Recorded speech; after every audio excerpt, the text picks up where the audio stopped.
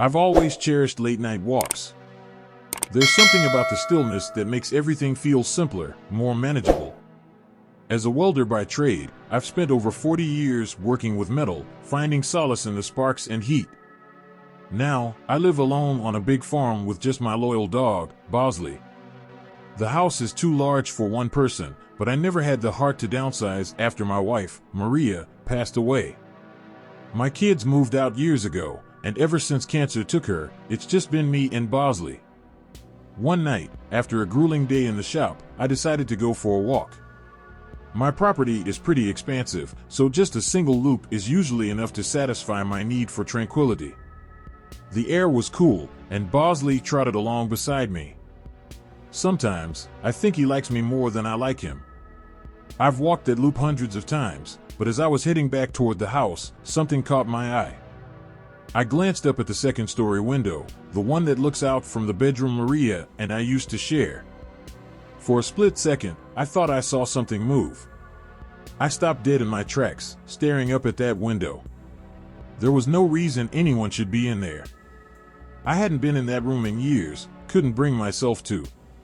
My heart started to race, and anger bubbled up inside me at the thought of some stranger breaking into my house. I wasn't going to stand for that. I rushed inside, my heart pounding, and ran upstairs. The room was empty, just like I'd left it, with no sign of anything out of place. I searched everywhere imaginable but found nothing. Yes, I was pretty freaked out, but more than that, I was angry. I didn't take this kind of thing lightly. I figured I had just seen something that wasn't there. I stood there for a while, feeling foolish, but I couldn't shake the feeling that something had been there. The next night, I woke up to Bosley growling. He's a good dog, never barks unless there's something to bark at. I sat up in my bed, listening intently. That's when I heard creaking coming from upstairs. It could have just been the sounds of my old house, but my mind went directly to footsteps, which were coming from right above me. I'm sure you could guess which room is directly above mine. I debated grabbing my hunting rifle from downstairs, but didn't want to go that far.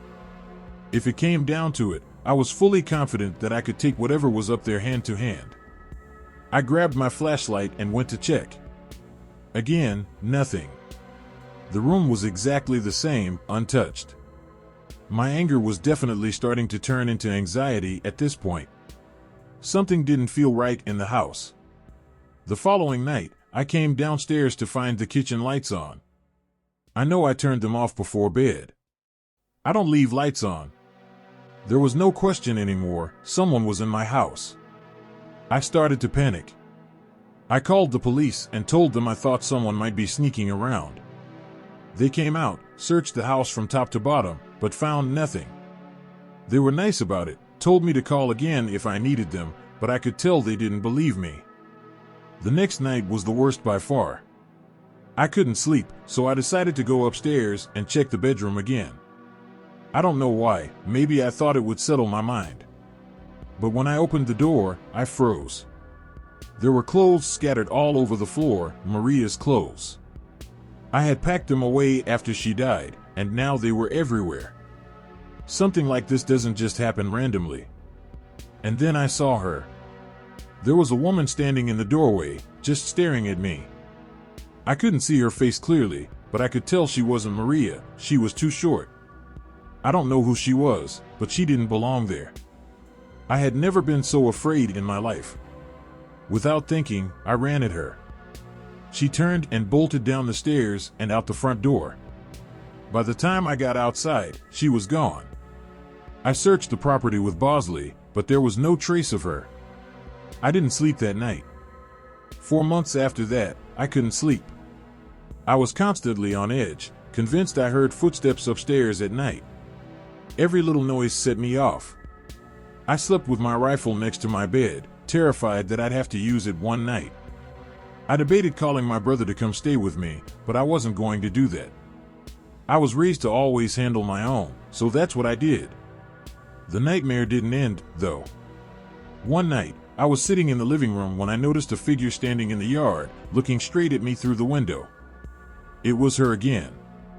My heart felt like it stopped. I grabbed my hunting rifle and ran outside, Bosley close behind. She was still there, just a silhouette in the moonlight, watching me. I fired a few warning shots into the air, hoping to scare her off. That was enough to get her to turn and run into the darkness, but it's not like that made me feel any better. I was literally being tormented by some random woman who was probably homeless. I couldn't even imagine why this was happening to me. I stood there for a long time, waiting to see if she'd come back. She never did. I haven't seen her since, but I know it's only a matter of time. I'm fully prepared to defend myself, but I don't think living in perpetual anxiety like this is sustainable.